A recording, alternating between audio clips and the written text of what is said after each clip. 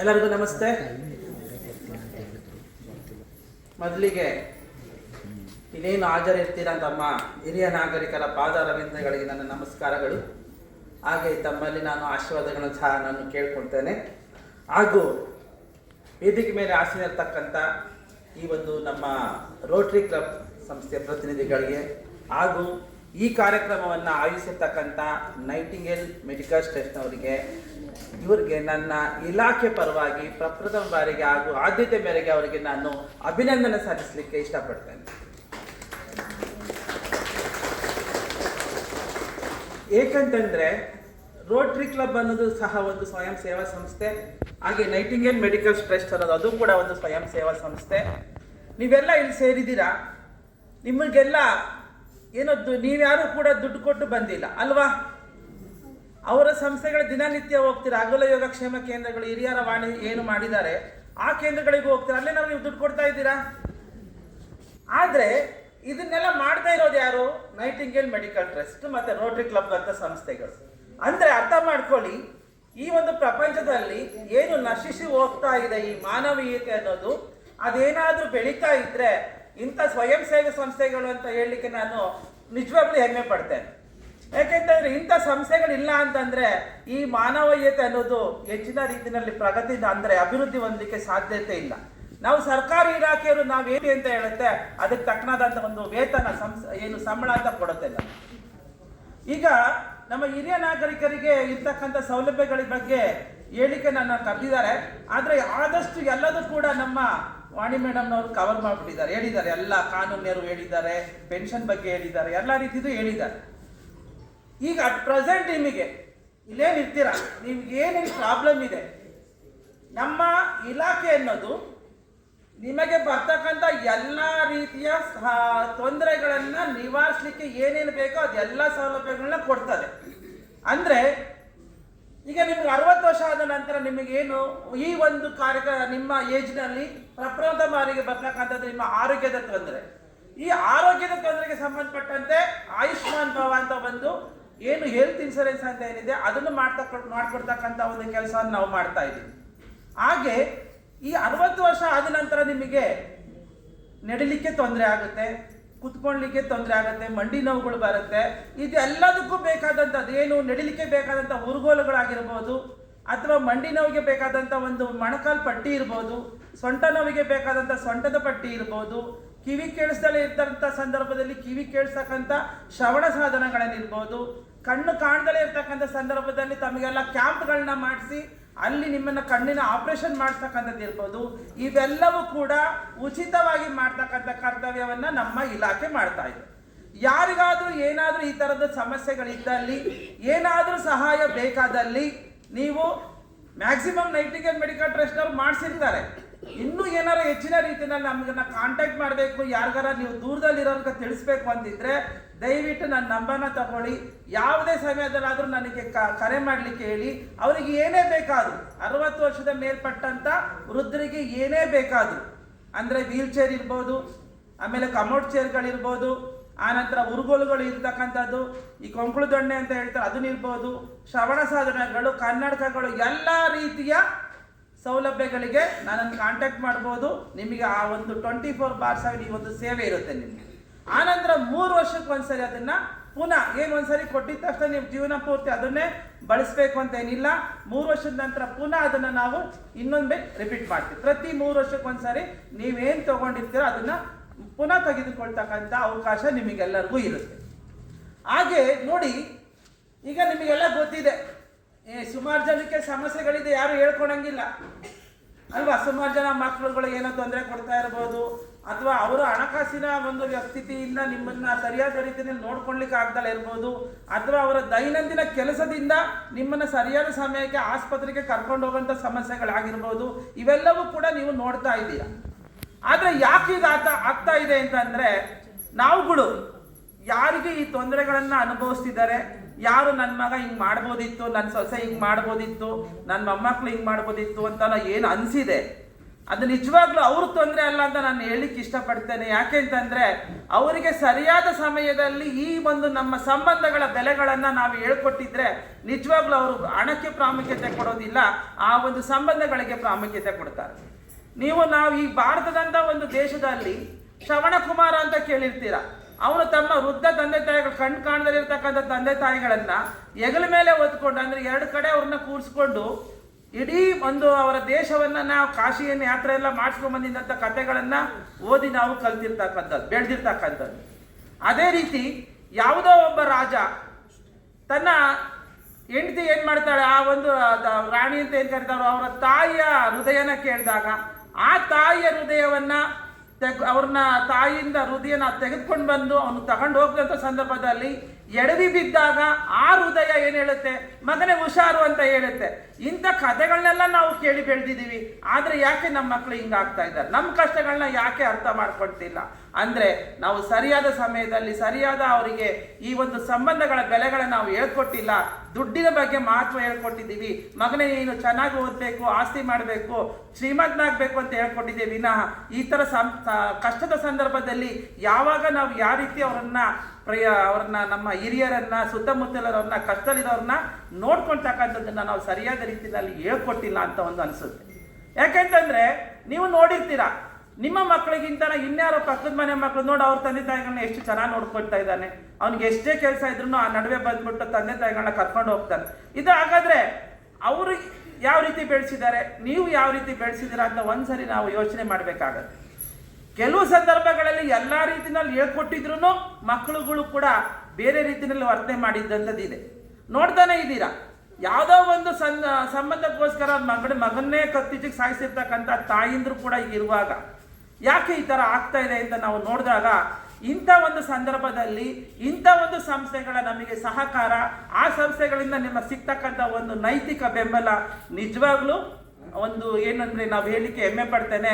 ಮತ್ತೊಮ್ಮೆ ನಾನು Nightingale medical trust ಅವ್ರಿಗೆ ಇಂಥ ವಿಚಾರದಲ್ಲಿ ನಿಮ್ಮನ್ನೆಲ್ಲ ಸೇರಿಸಿ ಈ ಥರದೊಂದು ಕಾರ್ಯಕ್ರಮ ಎಲ್ಲ ಮಾಡಲಿಕ್ಕೆ ಅವಕಾಶ ಮಾಡಿಕೊಟ್ಟಿದ್ರಲ್ಲ ಅವರಿಗೆ ಮತ್ತೊಮ್ಮೆ ನಾನು ಅಭಿನಂದಿಸ್ತೇನೆ.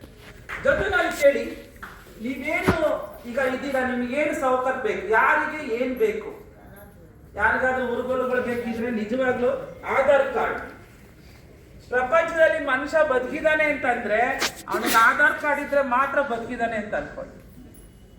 ಯಾರಿಗ ಆಧಾರ್ ಕಾರ್ಡ್ ಇಲ್ಲ ನಿಜವಾಗ್ಲೂ ಏನು ಸೌಲಭ್ಯ ಸಿಗೋಲ್ಲ, ಓಟ್ ಹಾಕಕ್ಕೂ ಬರೋಲ್ಲ, ಯಾವುದಕ್ಕೂ ಉಪಯೋಗ ಇಲ್ಲ.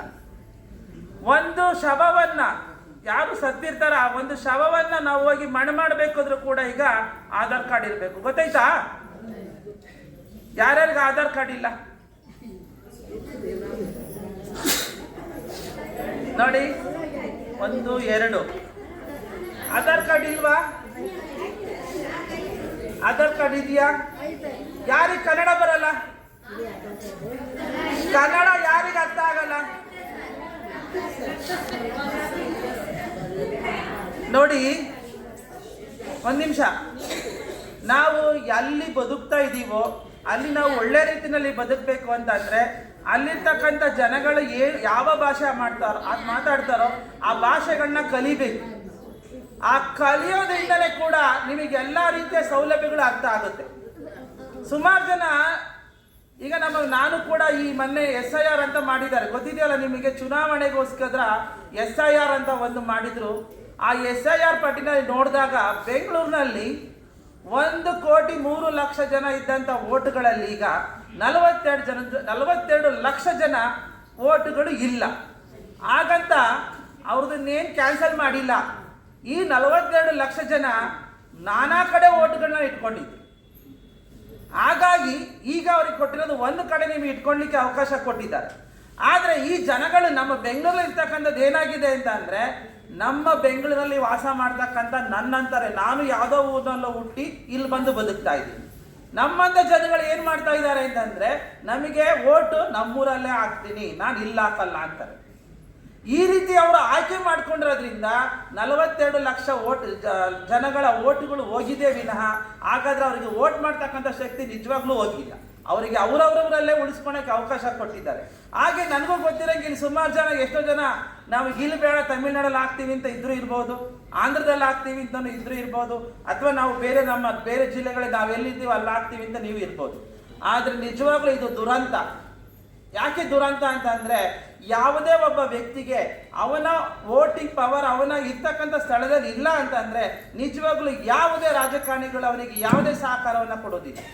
ಏನು ಕೊಡಬೇಕು ಹೇಳಿ? ಓಟೇ ಇಲ್ಲ ಅಂತಂದ್ರೆ ನಿಮ್ಗೆ ಯಾಕೆ ನಾವು ಎಲ್ಲ ಸೌಲಭ್ಯ ಕೊಡಬೇಕು? ಆದ್ದರಿಂದ ನಾನು ಈ ಒಂದು ಸಂದರ್ಭದಲ್ಲಿ ಇದನ್ನ ಏನು ವಿಚಾರ ಇದೆ ಅದನ್ನು ಹೊರತುಪಡಿಸಿ ಹೇಳ್ತಾ ಇದ್ದೀನಿ. ಪ್ರತಿಯೊಬ್ಬರು ಕೂಡ ನಿಮಗೆ ಗೊತ್ತಿರೋರಾಗಿರಲಿ, ಅಕ್ಕಪಕ್ಕದಲ್ಲಿರೋರಿಗೆ ತಿಳಿಸಿ ನಿಮ್ಮ ಓಟನ್ನು ನೀವು ಬೆಂಗಳೂರಿನಲ್ಲಿ ಇಟ್ಕೊಳ್ಳಿ. ಯಾಕೆ ಬೆಂಗಳೂರಿಗೆ ಬಂದ್ರಿ? ಅಲ್ಲೇ ಇರ್ಬೋದಿತ್ತಲ್ಲ. ಜೀವನ ಕೊಟ್ಟಂಥದ್ದು ಬೆಂಗಳೂರು, ಮಕ್ಕಳನ್ನ ಬೆಳೆಸ್ತಾ ಇರ್ತಕ್ಕಂಥದ್ದು ಬೆಂಗಳೂರು. ಮುಂದಿನ ಭವಿಷ್ಯ ಕೂಡ ಬೆಂಗಳೂರಿನಲ್ಲೇ ಇರಬೇಕಾದ್ರೆ ಓಟ್ ಹಾಕಿ ನಿಮಗೆ ಸ್ವಂತ ಊರಿನಲ್ಲಿ ಇರಬೇಕು. ಅದು ಬೇಕಾಗಿರೋದು ಬೆಂಗಳೂರಲ್ಲಿ ಇಟ್ಕೊಳ್ಳಿ. ಬೆಂಗಳೂರಲ್ಲಿ ಇಟ್ಕೊಂಡ್ರೆ ನಿಮ್ಮದೇ ಜನ ನಿಂತ್ಕೊತಾರೆ, ನಿಮ್ಮದೇ ಜನ ಆಯ್ಕೆ ಆಗ್ತಾರೆ. ಇಲ್ಲ ಅಂತಂದ್ರೆ ಎಲ್ಲ ಓಟುಗಳನ್ನು ನೀವು ಬೇರೆ ನಿಮ್ಮ ಸ್ವಂತ ಊರುಗಳಲ್ಲಿ ಇಟ್ಕೊಂಡ್ರೆ ಯಾವುದೋ ಜನ ಆಯ್ಕೆ ಆಗ್ತಾರೆ. ಅವ್ರು ಹೇಳ್ದಾಗ ನೀವು ಕೇಳಬೇಕಾಗತ್ತೆ ವಿನಃ ನಿಮ್ಮದು ಯಾವುದು ಕೂಡ ನಡೆಯಲ್ಲ. ನಿಮ್ಮದು ಏನು ಸ್ವಂತ ಅಂತಿರುತ್ತೆ ಅದೇನು ಕೂಡ ನಡೆಯಿಲ್ಲ. ಆಚಾರ ವಿಚಾರಗಳೆಲ್ಲ ಅವ್ರು ಹೇಳ್ದಾಗ ಮಾಡಬೇಕಾಗತ್ತೆ. ದಯವಿಟ್ಟು ಇದನ್ನು ಗಮನದಲ್ಲಿ ಇಟ್ಕೊಳ್ಳಿ. ಈಗಲೂ ಕೂಡ ಬದಲಾಗಕ್ಕೆ ಅವಕಾಶವಿದೆ. ತಕ್ಷಣವೇ BBMP ಎಲೆಕ್ಷನ್ ಬರುತ್ತೆ. ಅಂಥ ಸಂದರ್ಭದಲ್ಲಿ ನಿಮ್ಮ ಓಟುಗಳನ್ನು ಇಲ್ಲಿಗೆ ನೀವು ವರ್ಗಾವಣೆ ಮಾಡ್ಕೋಬಹುದು.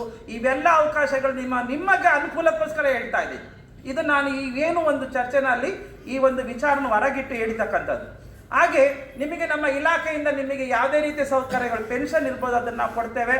ಹಾಗೆ ಏನು ಹೇಳಿದ್ದೀನಿ ನಿಮಗೆಲ್ಲ ಸೌಕರ್ಯಗಳಾಗಿ ಈಗ ಹೊಸ ರೀತಿಯ ಪ್ರೋಗ್ರಾಮ್ಗಳನ್ನ ನಾವು ಮಾಡ್ತಾ ಇದ್ದೀವಿ. ಈಗ ಯಾಕೆ ಈ ಒಂದು ನಮ್ಮ ಮಕ್ಕಳಲ್ಲಿ ಈ ಥರ ಹಿರಿಯರನ್ನ ನೋಡ್ತಕ್ಕಂಥ ಒಂದು ದಾಸ್ತಾರ ಭಾವನೆ ಬರ್ತಾ ಇದೆ ಅನ್ನೋದಕ್ಕೋಸ್ಕರ ನಮ್ಮ ಇಲಾಖೆ ಪ್ರತಿಯೊಂದು ಶಾಲೆಗಳಿಗೆ ಹೋಗಿ ನಮ್ಮ ಹಿರಿಯರು, ನಮ್ಮ ಆದರ್ಶ ಅಂದರೆ ನಮ್ಮ ಹಿರಿಯರು, ಈಗೇನು ನಾವು ಎಲ್ಡರ್ಸ್ ಅಂತ ಹೇಳ್ತೀವಿ, ನಿಮ್ಮ ತಂದೆ ತಾಯಿ, ನಿಮ್ಮ ಅಜ್ಜಿ ತಾತಂದರು ಯಾತಕ್ಕೆ ಬೇಕು, ಅವರ ಮಹತ್ವವನ್ನು ಹೇಳ್ತಾ ಇದ್ದೀವಿ. ನಾನು ಹೇಳ್ತಾ ಇದ್ದೀನಿ ಆ ಮಕ್ಕಳಿಗೆ, ನೀವು ಯಾರ್ಯಾರಿಗೋಸ್ಕರ ಅವ್ರನ್ನ ಬೆಲೆ ಕೊಡಬೇಡಿ, ಯಾರ್ಯಾರಿಗೋಸ್ಕರ ಅವ್ರನ್ನ ಗೌರವ ಕೊಡಬೇಡಿ, ಯಾರ್ಯಾರಿಗೋಸ್ಕರ ನೀವು ಅವರಿಗೆ ಸಹಾಯ ಮಾಡಬೇಡಿ.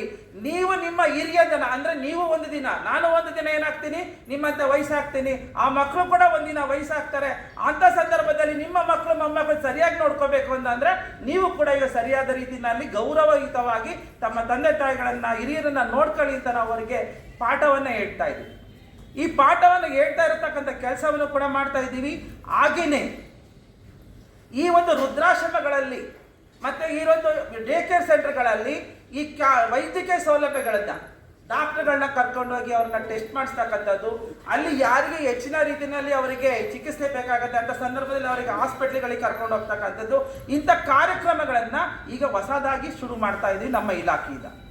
ಆಗೊಂದು ರೀತಿ ನೋಡಿದ್ರೆ ನಮ್ಮ ಇಲಾಖೆ ನಿಮಗೆ ಅತ್ಯಂತ ಹೆಚ್ಚಿನದಂಥ ಒಂದು ಯೋಜನೆಗಳನ್ನ ಕೊಟ್ಟಿಲ್ಲ.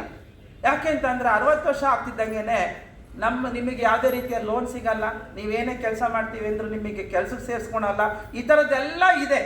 ಅವನ್ನೆಲ್ಲವೂ ಕೂಡ ಬದಲಾಗಬೇಕು ಅಂತಂದರೆ ಈ ನೈಟಿಂಗೇಲ್ ಸಂಸ್ಥೆ ಅಂತವರು ಇನ್ನೂ ಹೆಚ್ಚಿನ ರೀತಿಯಲ್ಲಿ ಈ ಒಂದು 60 ವರ್ಷ ಅನ್ನೋದು ಬರೀ ನಂಬರ್ ಮಾತ್ರ, ಅವ್ರ ಹತ್ರ ಕೆಲಸ ಮಾಡೋ ಶಕ್ತಿ ಇದೆ, ಅವರಿಗೆ ಲೋನ್ ಕೊಡಬೇಕು, ಈ ಥರದ್ದೆಲ್ಲ ಸ್ಕೀಮ್ಗಳನ್ನ ತರಬೇಕು ಅಂತ ಈ ರೋಟರಿ ಕ್ಲಬ್ನವರಾಗಿರಲಿ, ಇಂಥ ಸ್ವಯಂ ಸೇವಾ ಸಂಸ್ಥೆಗಳೆಲ್ಲ ಸೇರಿ ಸರ್ಕಾರಕ್ಕೆ ಒಂದು ಒತ್ತಾಯಪೂರ್ವಕವಾಗಿ ಹೊಸದಾದ ಯೋಜನೆಗಳನ್ನ ತರಲಿಕ್ಕೆ ಅವರು ಪ್ರಯತ್ನಿಸಿದ್ದೇ ಆದರೆ ಮುಂದಿನ ದಿನಗಳಲ್ಲಿ, ಯಾಕೆಂತಂದರೆ ಇಂಥ ವಯಸ್ಸಾದ ಜನಗಳು 15ರಿಂದ 20% ಇದ್ದಾರೆ.